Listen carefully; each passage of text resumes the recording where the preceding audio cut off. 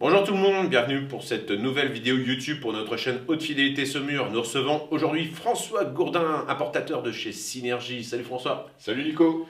Donc aujourd'hui, il va nous présenter la marque Lumine. Kesako Lumine. Kesako Lumine. Lumine, marque de Hong Kong, qui est elle-même filiale d'un groupe nord-américain qui travaille dans la vidéo, mais ça c'est superfétatoire.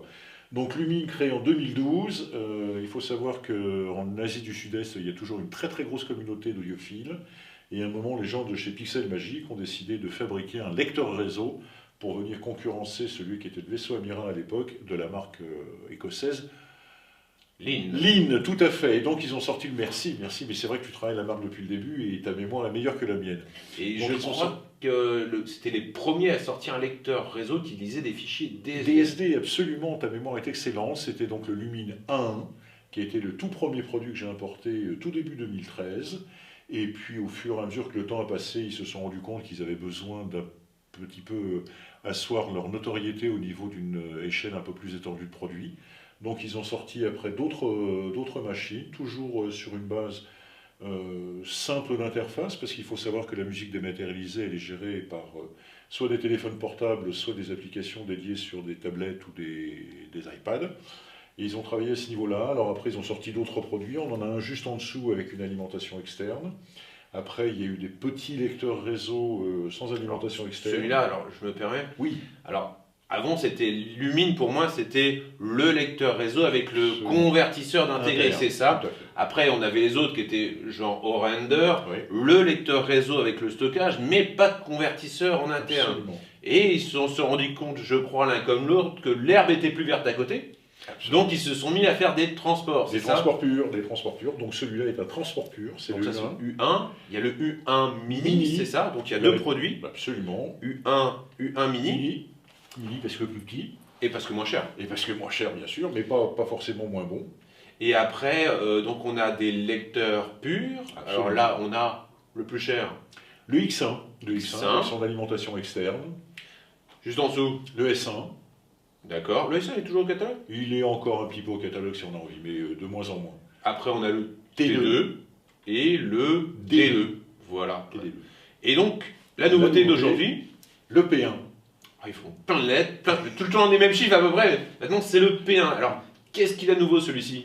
Alors, qu'est-ce qu'il a de nouveau? C'est une avancée assez surprenante de la part de ce fabricant, puisqu'ils ont décidé de sortir une machine hybride qui fait tout à la fois lecteur réseau, DAC, puisqu'on peut lui injecter du signal en provenance extérieure, et préamplificateur, puisqu'il y a des entrées analogiques et numériques, et des entrées HDMI également, parce qu'ils se sont rendus compte que la vidéo était aussi un marché relativement important.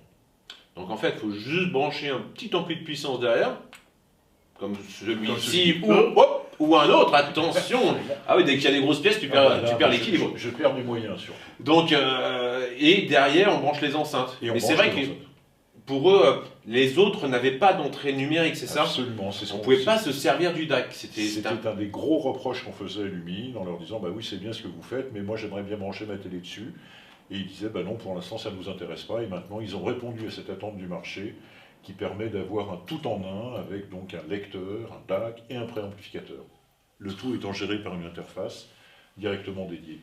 L'interface qui marche aussi bien sur Apple que sur Android.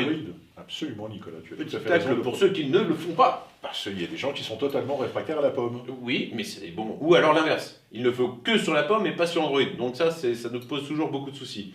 Bah écoute, on va écouter tout ça. Bien sûr. On va vous mettre des petits inserts pour présenter tous les autres produits. Et puis bah c'est parti. Allez, on écoute.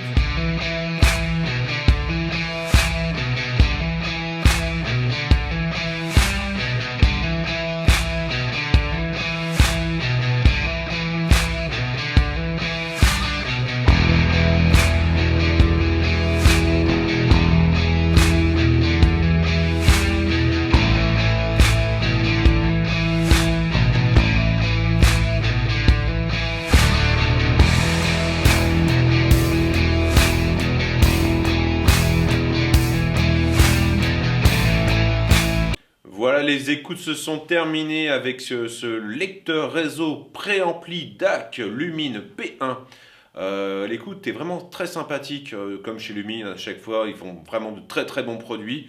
On va en profiter pour l'écouter tout le week-end. J'espère que cette vidéo vous a plu. Si vous désirez une vidéo sur un autre produit de la marque Lumine, n'hésitez pas à nous en parler. N'hésitez pas à mettre des pouces, à commenter et à très bientôt. Salut!